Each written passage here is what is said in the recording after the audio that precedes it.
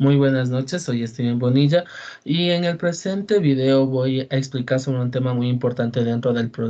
derecho procesal ecuatoriano, que es el recurso de casación en materia penal, para lo cual voy a proceder con la fundamentación de un recurso de casación. El presente recurso de casación es interpuesto por el señor Víctor Muller Toledo dentro de la causa penal signada con el número 05241-2014-2018, hallándose dentro del plazo legal permitido y ante una sentencia dictada por la Sala de lo Penal de la Corte Provincial de Cotopaxi y su ampliación de fecha 18 de octubre del 2016, notificada en la misma fecha, que confirma la sentencia condenatoria emitida por el Tribunal Penal de Cotopaxi, en el que al sentenciado se lo califica como autor del delito tipificado en el artículo 504.1 del Código Penal, que impone la pena de 4 años de reclusión mayor ordinaria,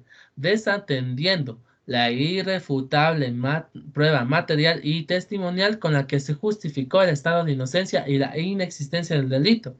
En este punto, es importante mencionar que, si bien el Código Orgánico Integral Penal ya se encontraba vigente al momento de la comisión del delito, y así como de la emisión de la sentencia, esto es, después del 10 de febrero del 2014, la disposición final del mismo código establece que éste entrará en vigencia 180 días contados a partir de la publicación en el registro oficial. En tal manera, es aplicable lo que dice el artículo 61.1 del mismo cuerpo normativo, que menciona que toda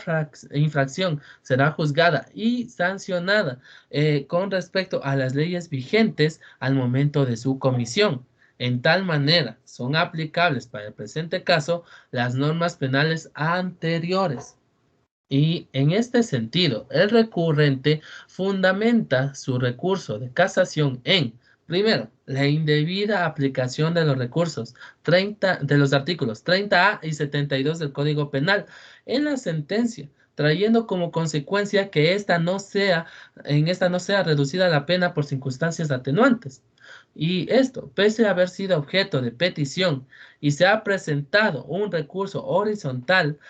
de ampliación, y el Tribunal de Garantías Penales de Cotopaxi y la Sala Penal de la Corte Provincial de Justicia de Cotopaxi procesalmente se han justificado que procesalmente se han justificado atenuantes tales como el acuerdo probatorio de testimonios de honorabilidad, certificados de antecedentes penales, presentación periódica ante la autoridad competente dispuesta como medida sustitutiva y la colaboración eficaz con la justicia de conformidad con el artículo 29, numerales 5 y el artículo 29, numeral 1 del Código Penal, y sin existir circunstancias agravantes modificatorias de la pena conforme lo establece el artículo 30A y vide. La pena no ha sido reducida. Por su parte, el señor fiscal de forma clara establece que no se reconozca atenuantes, en virtud de que existen agravantes establecidas en el artículo 30, numeral 1 y 2. Sin embargo, sobre este particular corresponde establecer que la figura penal imputada para el análisis de circunstancias de agravantes constitutivas o modificatorias, donde se puede determinar claramente que la minoría de edad es una circunstancia constitutiva del delito, en consecuencia de la misma circunstancia constitutiva del delito, no puede ser tomada en consideración como circunstancia agravante modificatoria de la pena, pues resultaría que sería utilizada dos veces la misma circunstancia para la sanción, lo cual resultaría contrario a lo que menciona el artículo 30A, e incluso de forma expresa establece que no se considerarían circunstancias agravantes cuando sean constitutivas o modificatorias de la infracción. La circunstancia primera del artículo 30A y viden es constitutiva del delito, por lo cual no puede ser también modificatoria de la pena. En el caso de la segunda circunstancia, se encuentra procesalmente establecido tanto el reconocimiento del lugar de los hechos como de los testimonios anticipados de las menores Marilyn Michelle, Tuapanta, Marta y Patia Jacome, Consuelo de los Ángeles Molina y el reconocimiento del lugar de los hechos e incluso de la autoría del caso expuesto por Fiscalía, que los hechos ocurrieron fuera del recinto educativo. En consecuencia, ¿cómo se puede señalar lo contrario en virtud de la prueba testimonial, documental? Tampoco se puede establecer que la figura, que se ha configurado la circunstancia agravante, que por no ser constitutiva del delito en este caso, podría haberse configurado circunstancia agravante en consecuencia,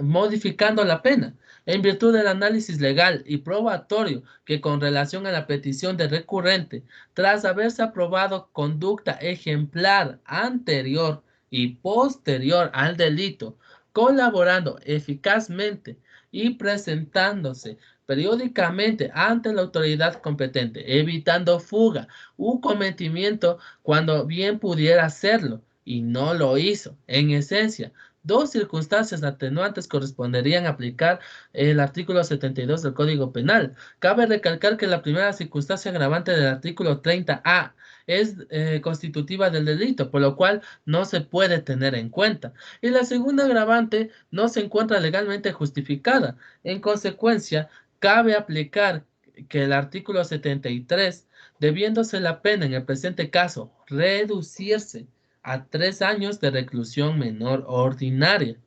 El sentenciado se ha presentado voluntariamente a la justicia conforme se desprende del expediente fiscal cada viernes, sin que se haya fugado durante la vigencia de esta medida y que la haya cumplido con cabalidad. La segunda atenuante es la colaboración eficaz rendida por el sentenciado durante todas las diligencias requeridas, sin negarse en ningún momento a prestar colaboración. La segunda causal por la que yo fundamento este recurso de casación es la indebida aplicación del artículo 504.1 del Código Penal, trayendo como consecuencia que en la sentencia se ha sancionado por delito de abuso sexual cuyos verbos rectores, además de los elementos de la figura penal, no corresponden a la descripción de la conducta del sentenciado. Esto pues, el artículo enumerado 504.1 del Código Penal establece que será reprimido con reclusión mayor ordinaria de 4 a 8 años quien someta a una persona menor de 18 años de edad o con discapacidad para obligar a realizar actos de naturaleza sexual sin que exista acceso carnal. En tal manera, se debe observar que la figura penal existen dos verbos rectores. El primero, someta, y el segundo, obligar, que han sido objeto incluso de interpretación por la Asamblea Nacional, cuyos verbos rectores pretenden conseguir o que se consiga mediante violencia física, amenazas o cualquier forma de inducción o engaño dirigida a la persona menor de 18 años de edad o discapacitada a que acepte u obedezca y realice actos de naturaleza sexual, sin que exista acceso carnal, sea en el propio cuerpo de la víctima, en el cuerpo de un tercero o en el cuerpo del mismo sujeto activo, conforme las pruebas aportadas y los testimonios de la víctima señala que se trató de un acto de naturaleza sexual, el cual no existió acceso carnal,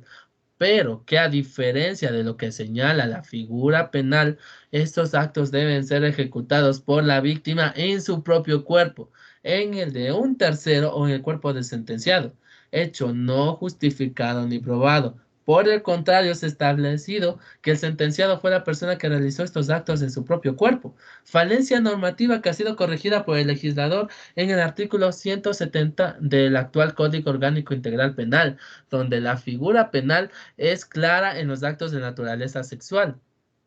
puesto que establecen que estos pueden ser ejecutados o bien por la víctima o bien por el sentenciado, a diferencia de lo señalado en la figura penal anterior, donde los actos de la naturaleza sexual son ejecutados, repito, por la víctima y por engaño en su propio cuerpo, en el de un tercero o en el del sentenciado, hecho que no ha sido justificado. Recalco en esto otra vez. En consecuencia, se evidencia la existencia de la aplicación indebida de la ley cuando entendida correctamente la norma se le aplica sin ser pertinente al asunto que es materia de esta decisión. O sea, es la aplicación de la norma o de un precepto a un caso distinto contemplado en ella. Esto se relaciona con el contenido material del precepto al sancionar el hecho con una disposición distinta e inaplicable al caso concreto, que se evidencia del análisis tanto de la figura penal derogada como de la actual, así como también de los análisis de los verbos rectores y elementos subjetivos y objetivos del tipo penal, siendo evidente que la figura penal sanciona a los actos de naturaleza sexual ejecutados por engaño, seducción por parte de la víctima, en su cuerpo, en el de un tercero y del sentenciado. Se contempla este presupuesto en base a lo expuesto en Fiscalía en su teoría del caso. La siguiente causal que yo quiero fundamentar en el presente recurso es la contravenida expresamente al texto de los artículos 85, 86, 87, 88, 250, 254 y 304 del Código de Procedimiento Penal, bajo las siguientes consideraciones. Primero, la Sala Penal de la Corte Provincial de Justicia de Cotopaxi decidió valorar las pruebas de acuerdo con las reglas de la sana crítica, de conformidad a lo señalado por el artículo 86 del Código de Procedimiento Penal, que no ha incurrido en la sentencia y que tiene relación con la motivación. Y en este punto quiero señalar lo siguiente. La motivación es la sentencia según la norma constitucional, debe referirse al hecho y al derecho, valorando las pruebas y suministrando las condiciones a que arribe a la sala sobre su examen. Respecto a la subsunción del hecho comprobado en un tipo penal, así como de las consecuencias jurídicas que de su aplicación se derivan. La sala debió consignar las razones que llevan a tener por acreditados o no e históricamente ciertos o falsos los hechos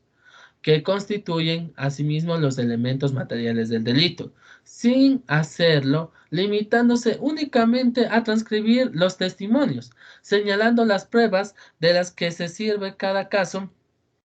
y expresando la valoración que se haga en ellas, es decir, la apreciación que conduce al supuesto hecho investigado o a una conclusión afirmativa o negativa. Para ser motivada en los hechos, la sentencia debe suministrar las pruebas en las que se fundan las conclusiones fácticas, esto es, demostrarlos para que sea fundada en derecho la sentencia debe explicar los hechos objeto de la adecuación típica, esto es, describir e individualizar cada uno de ellos. Con el presente recurso solicitamos una nueva valoración de la prueba efectuada. Solicitamos se controle en casación el grado de convencimiento que expresa el tribunal. La sentencia debe basarse en la certeza, es decir, en la convicción razonada y positiva de que los hechos existieron y que ocurrieron de cierta manera y que evidentemente no ocurre en el fallo de alzada.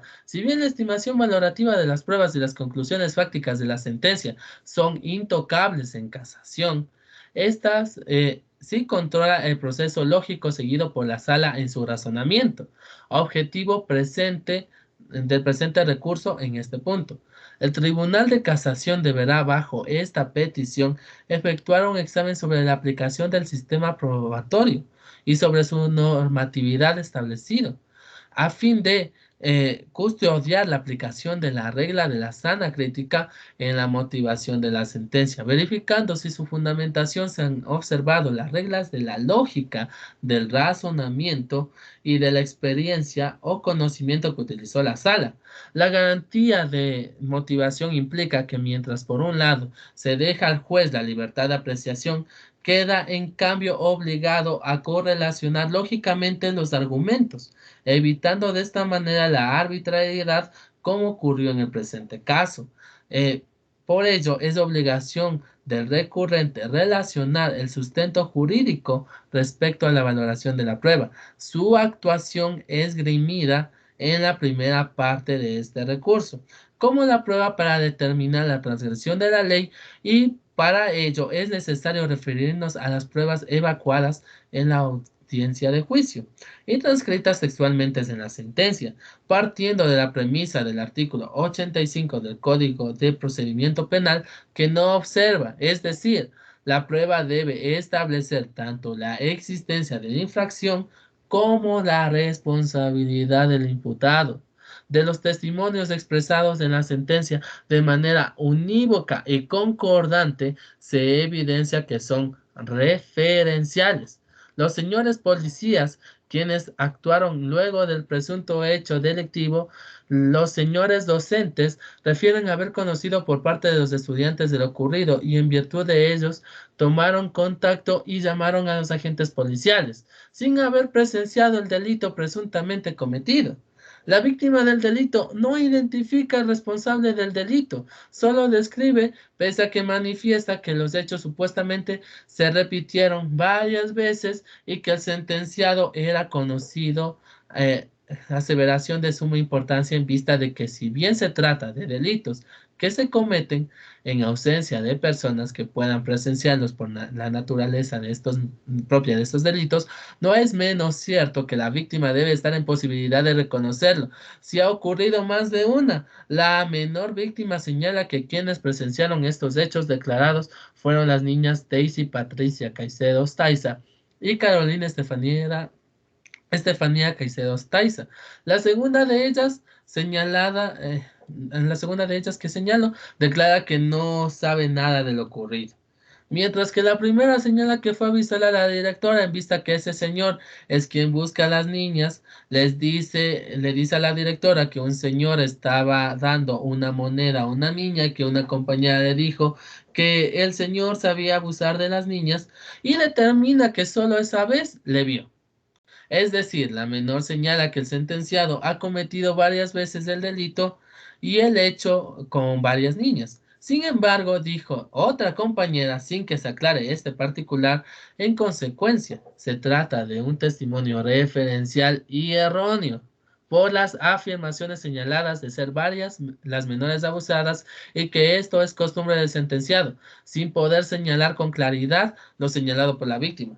Lo único que se observa es que le ha dado una moneda de 25 centavos. Cabe señalar que el informe psicológico tampoco es claro, no llega a conclusiones conforme consta en la sentencia y de la cual la víctima, a consecuencia de lo sucedido, tiene problemas psicológicos, hechos que en el presente caso, pese a ser delitos que se cometen sin la presencia de testigos, y sin embargo quedan secuelas psicológicas en ellos, que son evidentes mediante informes periciales, que para la confirmación del presente delito deben ser determinantes, permitir sin duda llegar a una conclusión. Por su parte, y al contrario, la doctora psicóloga emite una conclusión recomendando como apoyo psicoterapéutico individual y familiar para que esto ayude a una mayor comunicación en su hogar. Los rasgos en MT son de tipo depresivo debido a la afectación sufrida y cuyo estado de ánimo le perjudica en su desempeño tanto social como intelectual. Informe que no es contundente en señalar que la niña fue objeto de abuso sexual. Conclusión importante y que solo este tipo de pericias pueden establecerlo. Sumado a ello que no consta diligencia probatoria de reconocimiento del sentenciado por parte de la víctima. El criterio del Tribunal de Garantías Penales, por ende, carece de fundamento. Las conclusiones a las que se llegan no tienen soporte objetivo basado en las pruebas señaladas. Por el contrario, realizan afirmaciones sin sustento que no se recogen a las pruebas constantes en el proceso, sino del criterio subjetivo de la sala, en el mismo que los considerandos mencionan testimonios referenciales, pese a que se expone que el delito fue flagrante en presencia de varias personas quienes al rendir sus testimonios hacen referencia a otras personas que les contaron. Ninguno de los testigos señalados, conforme se desprende de la lectura de la sentencia, afirma que ni relata el delito flagrante. En consecuencia, ¿cómo se puede establecer la responsabilidad penal del hecho delictivo? En virtud de presunciones, contrariando lo que dice el artículo 88 del Código de Procedimiento Penal. Para de esta forma, el tribunal en su sentencia llega a señalar que existe certeza de responsabilidad y de llegar a una sentencia condenatoria para el efecto, como en el presente caso debió haber existido pruebas. El tribunal debe expresar el análisis de su sana crítica, es decir, con las pruebas evacuadas y transcritas, establecer no solo la responsabilidad, sino la existencia del delito. Muy por el contrario, se toman en cuenta las pruebas aportadas por el sentenciado, pese a que el artículo 143 del Código Penal establece que el testimonio del acusado se tomará como prueba de parte, ni de lo expuesto sobre el presunto delito. Pese a que lo señalado por el acusado es corroborado por Carolina Alexandra Chikai-Sachusin, evidenciándose que a pesar de que el testimonio del acusado tiene sustento en otro testimonio, no se toma en cuenta para el análisis del presente caso, debiéndose en la parte considerativa de la sentencia efectuar un análisis de la prueba efectuada por el acusado que en la sentencia de apelación fue consignado. Situaciones que se refieren al proceso lógico seguido por la sala en su razonamiento, objetivo del presente recurso, determinando en síntesis de algunas aseveraciones de la sala de lo penal sin sustento probatorio alguno. En este punto yo también quiero recalcar, hacer un paréntesis y enfatizar sobre la motivación de la sentencia. La Constitución de la República del Ecuador vigente determina en el artículo 76, numeral 7, literal I, que las resoluciones de los poderes públicos deberán ser motivadas. No habrá motivación en la resolución donde no se enuncian las normas o principios jurídicos en las que se funda, no se explica la pertinencia de su aplicación en los antecedentes de hecho. Respecto a la motivación de la jurisprudencia, la define como la motivación de la sentencia para ser correcta debe referirse al hecho o al derecho, valorando las pruebas y suministrando las condiciones que arribe el tribunal sobre su examen respecto de la función del hecho comprobado en un precepto penal y de las consecuencias jurídicas de que su aplicación se derriba. El juez debe consignar las razones que los lleva a tener por acreditados o no, e históricamente ciertos o falsos los hechos que constituyen elementos materiales del delito, enunciando las pruebas de que sirven en cada caso y expresando la valoración que haga cada una de ellas, es decir, apreciación que lo conducen al investigado a una conclusión afirmativa o negativa. La falta de motivación en derecho puede constituir en la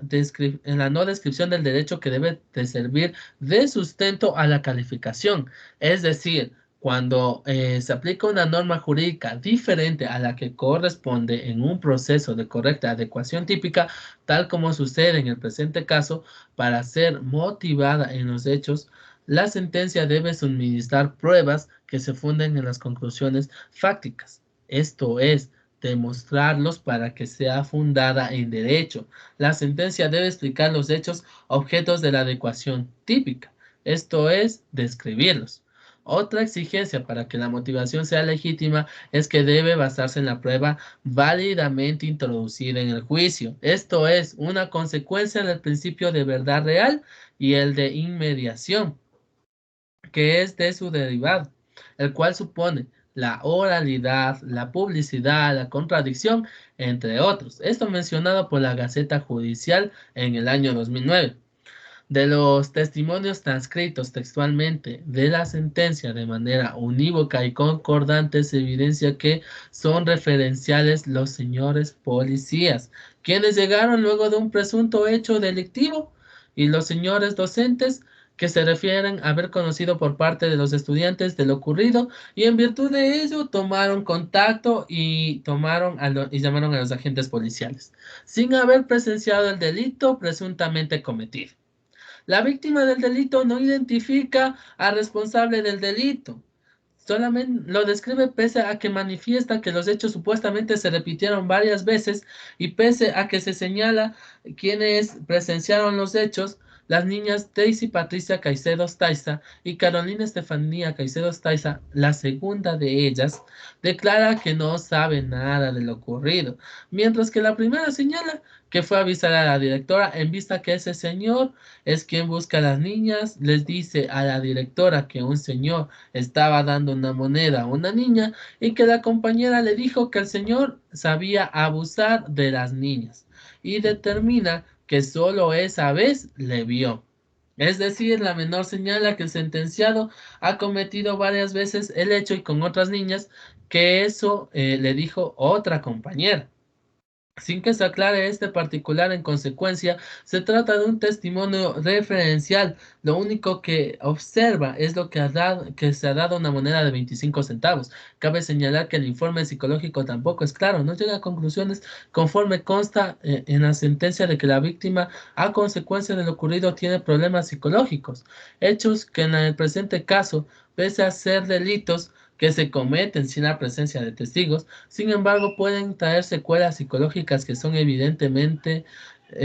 aplicables e identificables mediante informes periciales por su carácter de científicos, que para la configuración del presente delito deben ser dominantes, sin permitir llegar nada a esta conclusión, concluyéndose que la motivación es un requisito constitucional consistente en que el juez debe consignar las razones que los llevan a tener por acreditados o no históricamente ciertos o falsos los hechos que constituyen elementos materiales del delito, enunciando las pruebas que sirven en cada caso y expresados la valoración que haga en ellas, es decir, la apreciación que los conducen a lo investigado, a una conclusión afirmativa o negativa. Otra exigencia para que la motivación sea legítima es que debe basarse en la prueba válidamente introducida en el juicio.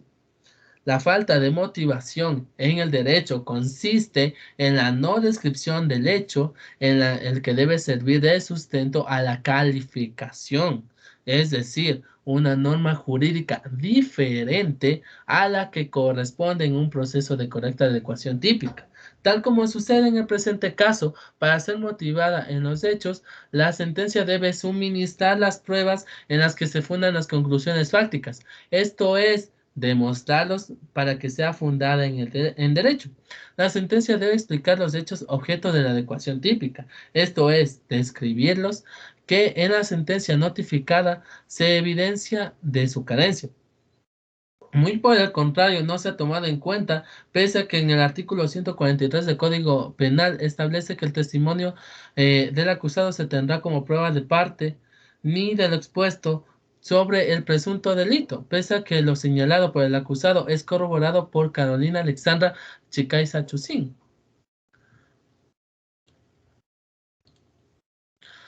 En tal manera, por las consideraciones expuestas y en vista de que se han vulnerado los artículos de las leyes antes mencionadas, de conformidad a lo establecido en el artículo 352 del Código de Procedimiento Penal, fundamento este recurso de casación de manera oral y solicitando que el presente recurso sea tomado por esta sala especializada de la Corte Nacional de Justicia, resolviendo el presente recurso de casación aplicando las normas antes mencionadas y que disponen una correcta determinación para estos casos. La pretensión concreta en sí es que en base de todo lo expuesto y concretamente pretendido, que se case esta sentencia de la cual yo estoy concurriendo y se dicte lo que corresponda. Esto es una sentencia absolutoria. Muchísimas gracias.